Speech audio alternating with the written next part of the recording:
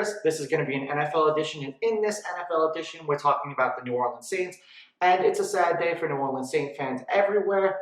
Drew Brees retired, pretty much holding every NFL record known to man, and if he's not first place in everything, he's second, only to Tom Brady. That's a wonderful way to go out, number one on everything. It has a shitty taste because you guys ended up losing in the playoffs and your hated division rivals behind Tom Brady ended up winning the Super Bowl, which really sucks. And Drew Brees only ended up winning one Super Bowl for New Orleans, but it was a very meaningful Super Bowl. So now we get into now that Drew Brees is officially retired, where did the New Orleans Saints go? The Saints haven't been very good with the cap lately. They've always been kind of in the negatives. We saw last year that Drew Brees throwing the ball down the field was very limited.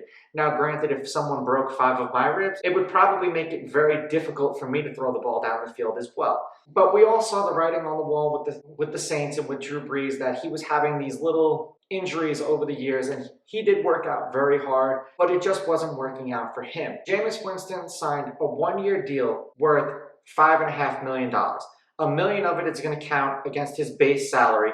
$4.5 million of it is going to be a signing bonus.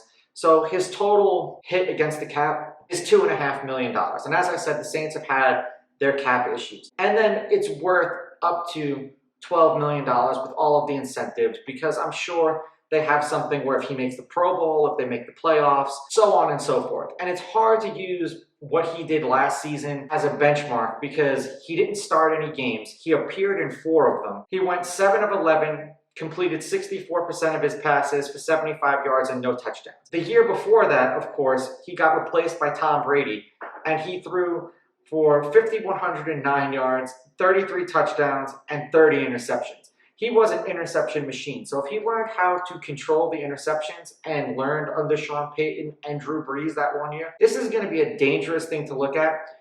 And most of us remember pretty much the last pass that Jameis Winston threw. The Saints brought him in for a trick play, and they didn't have Taysom Hill throw this ball down the field or Drew Brees throw this ball down the field. When Jameis Winston connected in the playoffs for a 56-yard touchdown, it was at that moment last season that I knew that it was probably over for Drew Brees and Taysom Hill, and that Jameis Winston was going to be the starter for the Saints.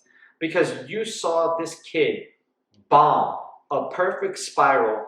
Granted, he was kind of wide open, but to a receiver for a touchdown. Now, that's what the Saints' offense of old looked like, with Drew Brees just bombing the ball down the field. Now, he was great with his completion percentage. 70, 80% of the time, he was always completing the ball, which if Jameis Winston learned how to do that with his arm, the Saints got a bargain of the century for what they just paid him. Now, they may not end up paying him anything now, and then in his season next year, he's going to get paid from someone because he's only 26 years old right now, and we see what the market is looking like for these quarterbacks. All they have to see is a glimpse of hope from Jameis Winston that he doesn't turn the ball over and that he can complete 65, 68% of his passes, which under Sean Payton, I truly believe that he's going to do. I think that this was great for the Saints. I think that this is like a perfect marriage, like peanut butter and jelly type of deal, where Sean Payton loves to throw the ball down the field, and now he's got a big arm quarterback who's young, who can do it. You know, Drew Brees was old, but you got to give him his respect because he's number 1 and number 2 in everything. But now this is time for the Saints to turn over a new leaf and give the reins to Jameis Winston. I'm kind of excited to see what's going to happen. I don't think that the Buccaneers are going to repeat. We could see what happens with all of these teams trying to repeat. So I think this minuscule contract that the Saints just gave Jameis Winston was awesome. And any team would be lucky to have him, especially a team like the Chicago Bears, who probably had an opportunity at him and didn't even take a pass at him and decided to sign Andy Dalton for $5 million more. Let me know what you guys think of this take in the comments below. Don't forget to like and subscribe to my channel.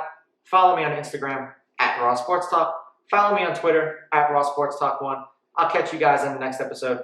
I'm out. Ooh, baby, I like it raw. Yeah, baby, I like it.